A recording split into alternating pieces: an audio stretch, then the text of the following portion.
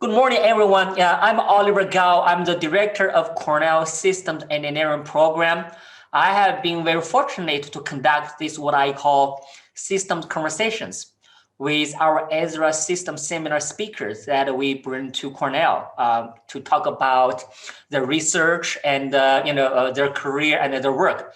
Today, I'm very delighted to have Dr. Dave Hadkar. And after Dave started his career in academics, he received his PhD in computer science and engineering from Penn State under the direction of Dr. Pat Reed, one of my very good colleagues here.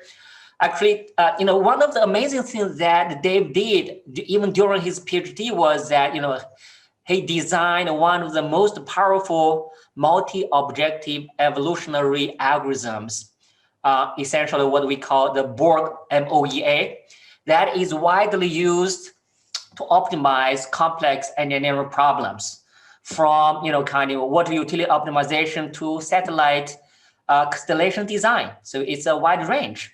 And actually, Dave did not stop there. So after graduating, he joined the Penn State Applied Research Labs as a research engineer. And then in 2017, he transitioned from academics to industry when he joined Microsoft and later GitHub. I believe all these names are very familiar to all of us. So now, Dave is a senior software engineer. So Dave, it's great to have you here. So when I was, introducing you and also read your bio, apparently your work covers a very wide range, of topics. So you are absolutely a systems engineer or system thinker. And I'm very curious, and I want to know more about you. So can you tell us more about, how your work evolved and how your views and your approaches evolved through years now to this wide spectrum of the systems issues? Please go ahead. Yeah. Well, first of all, thank you for having me. It's a pleasure to be here. So yeah, like you said, I developed the Borg MOEA, which has been used by a very wide number of applications. And what's really interesting about it is that it's not just me who's working on those applications. I've been focused on the algorithmic aspects of building this optimization tool, but we then collaborate with a bunch of researchers in aerospace, in water resources like Patrick Reed.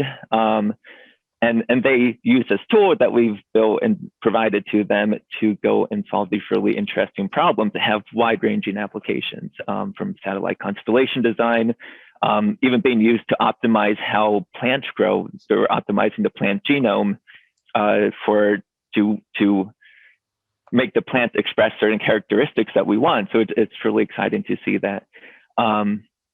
So my personal involvement in that has been working on basically the foundational tools that then get used by others. And so in terms of systems engineering, I'm working at a very low level in that process, but we also have to understand how it's being used by others so we can adapt it and provide the features so that others can go and take it and use it in their applications. And then, as you said, that was a focus for about 5-6 years of my life in academics. And then also in 2017, made the transition to Microsoft and GitHub, where I work on cloud applications, which is a completely different topic, but it has the same kind of fundamental issues that you would have in systems engineering, where you have many different research disciplines working together to come and build a product. In our case, it's more software focused, but you have people who need to be experts in like different cloud technologies, databases, software stack that we use, building websites. For example, like on GitHub, we have people who are experts in designing the website. Mm-hmm. And so when you take all those people together, and basically we're able to come together and collaborate and build a product like that. That's wonderful. That's wonderful, Dave. Thank you. Of course, you mentioned cloud computing, which is now a big thing.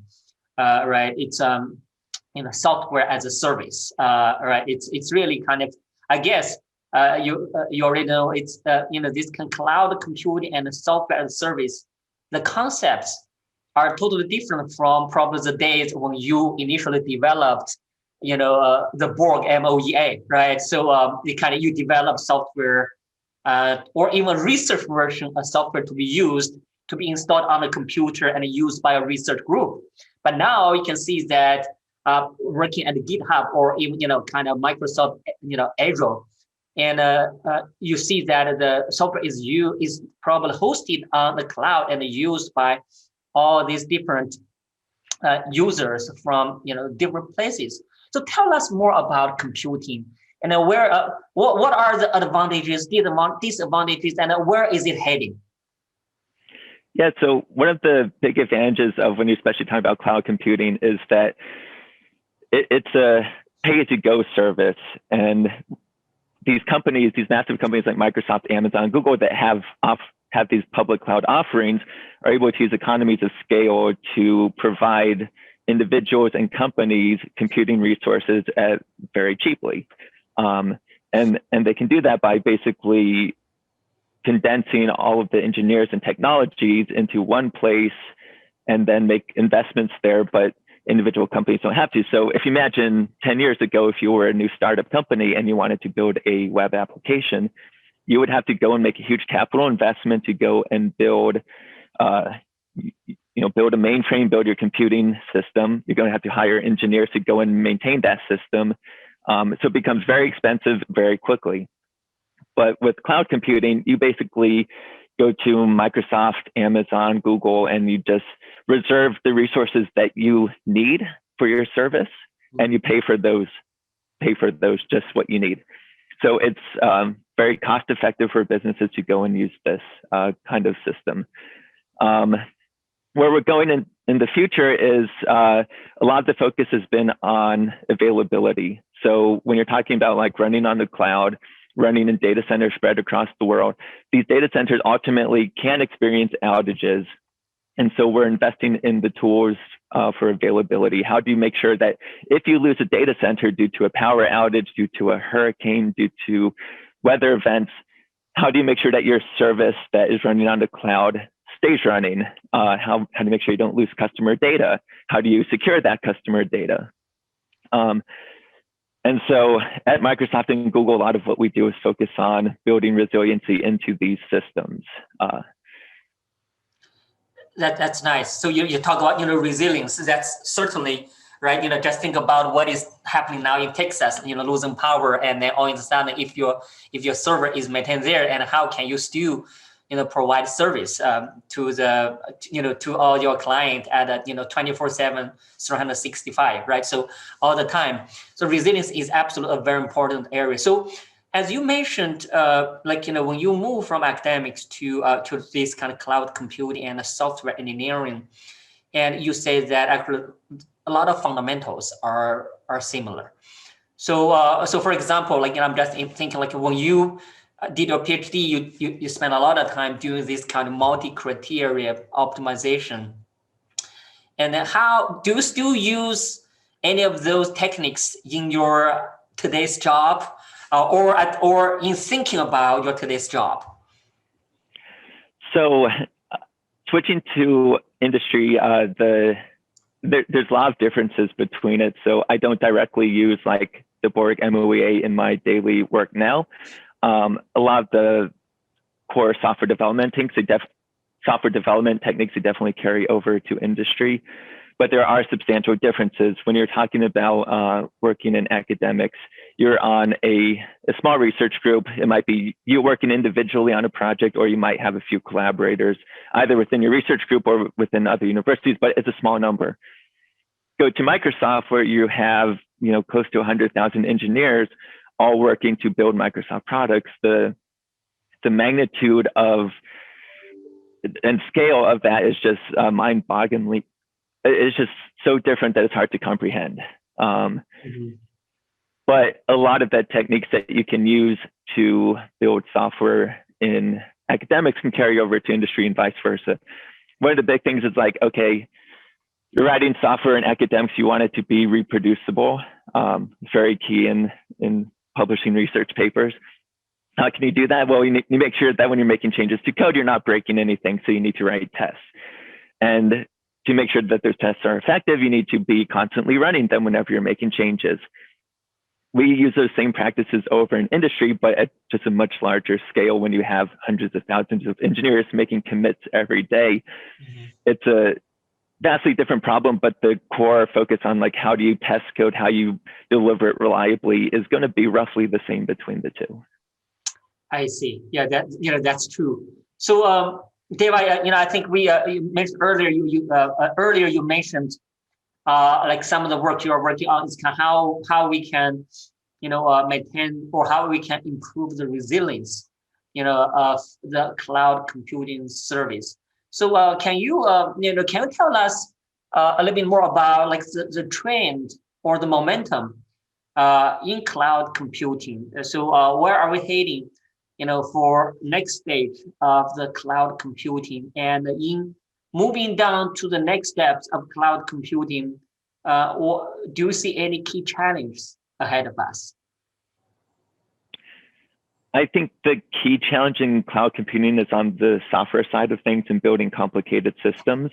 Over the last 10 years or so, there's been a focus on building what we call microservices, which is basically instead of having one large system that does everything, you split it up into smaller services that have a very well-defined functionality.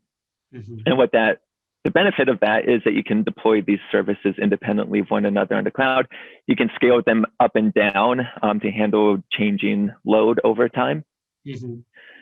But what that means is you now have a bunch of services that can operate independently, but what's important is they have to communicate with each other.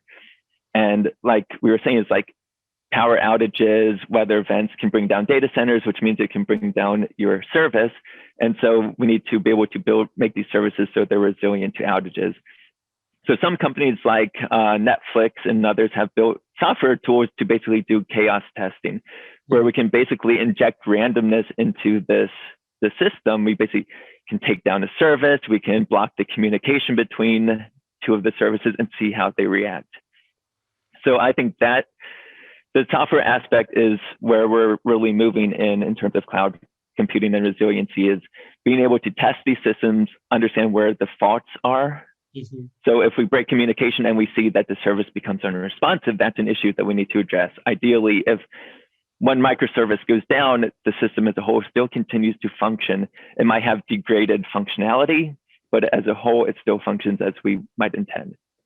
So building the software tools that let us test that, verify that what we expect is actually what happens in practice if you lose part of the system is going to be key moving forward.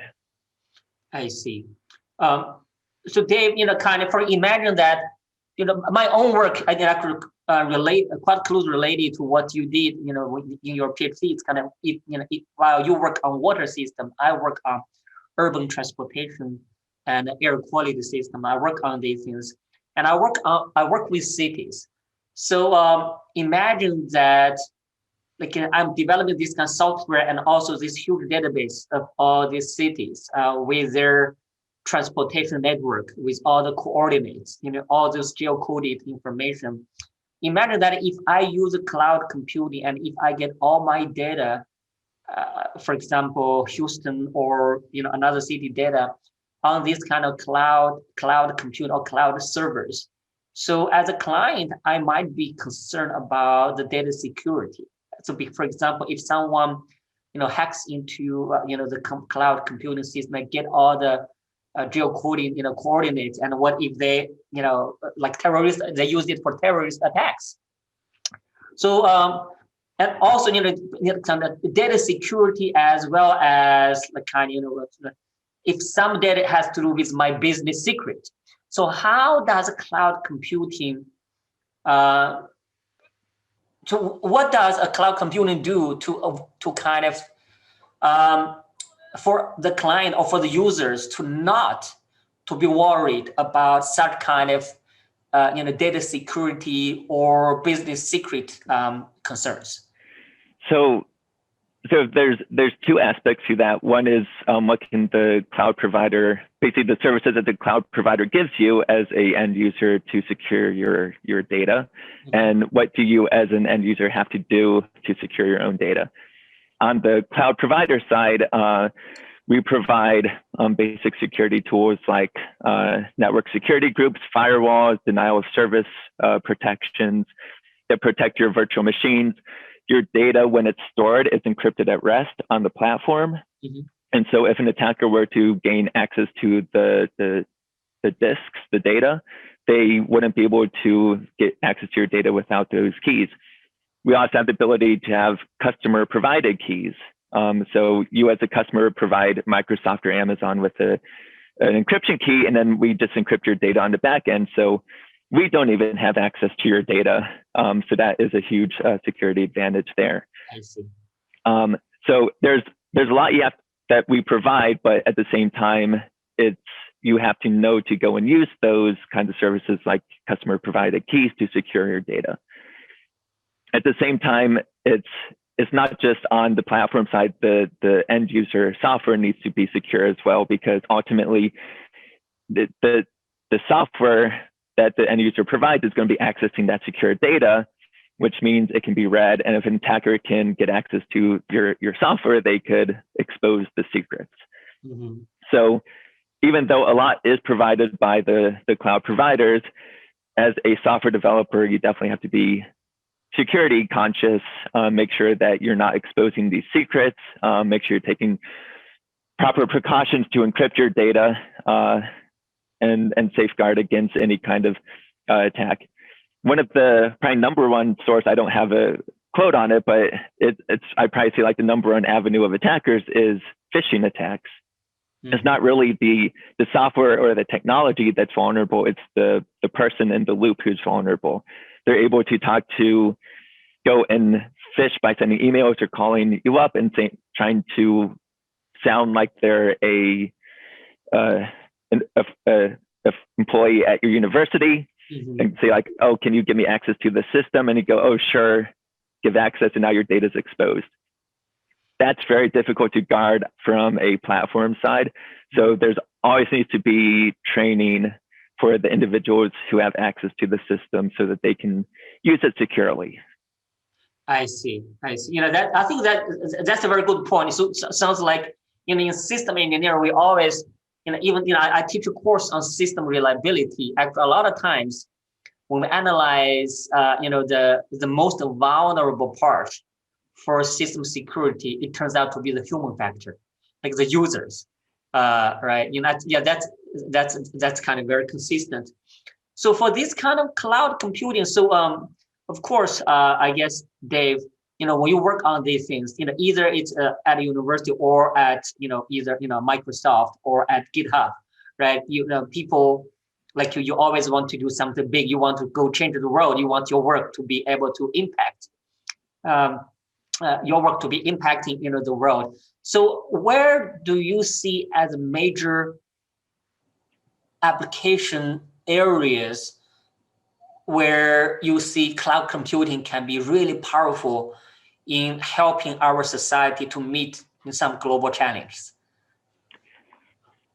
So I think the recent part with COVID going on is showing how cloud computing can actually help society as a whole.